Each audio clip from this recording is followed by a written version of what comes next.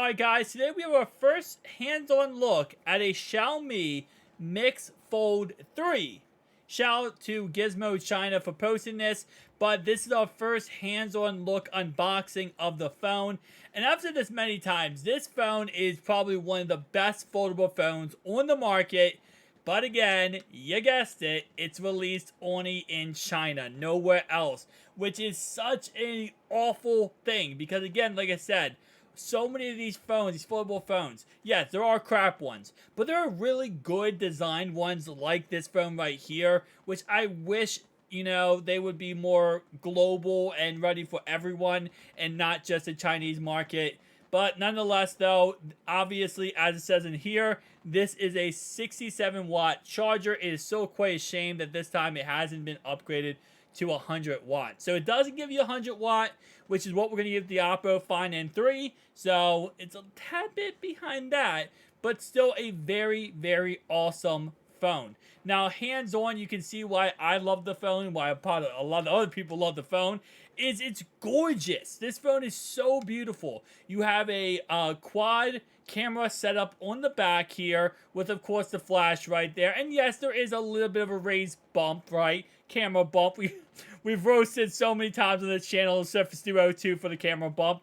But honestly, this camera bump is not really that bad at all. It does pack in everything you want that you would get in a Z Fold 5. It packs in here. Snapdragon 8 Gen 2 processor, over 12 gigabytes of RAM.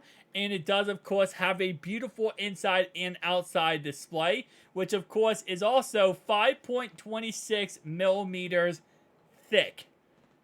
Yeah, this thing is very, very thin, to say the least. It weighs 255 grams. Mixed fold is 2. Thickness 5.4 when it's folded together. And it weighs 262 grams when it's folded together. And again, yes, there is a crease down the middle. That's another thing you're never going to get away from with this phone. And as the reviews does state, this phone is a very great phone.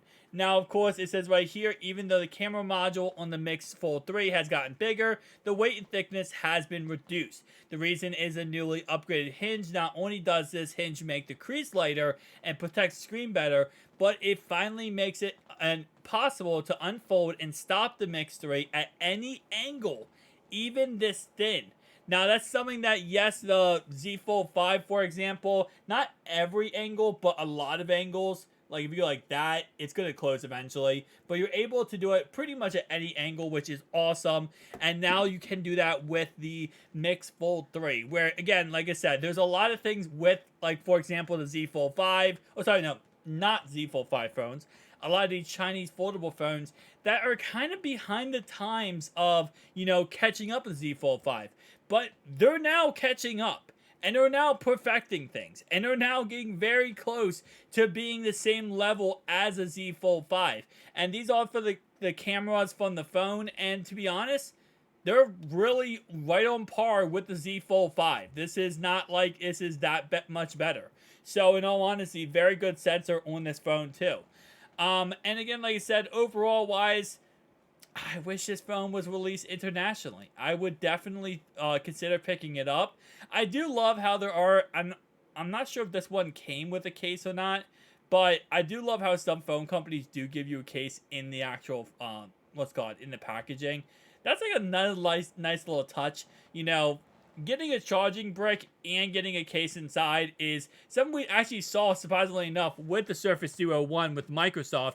They gave you the rubber bumper case, and they also gave you the charging brick, which is actually really freaking dope. But, again, like I said, these are just not affordable phone we're not really going to ever see internationally, unless we see what happens with the Oppo Find N4 3, where it's getting relaunched internationally with OnePlus. So hopefully we see another company, kind of rebrand this phone and release it internationally, because if not, these phones are going to forever just go into the, wasteland of we're never going to be able to actually get them over here. But with that being said, guys, tell me down below your thoughts and opinions. I'll see you guys in the next one.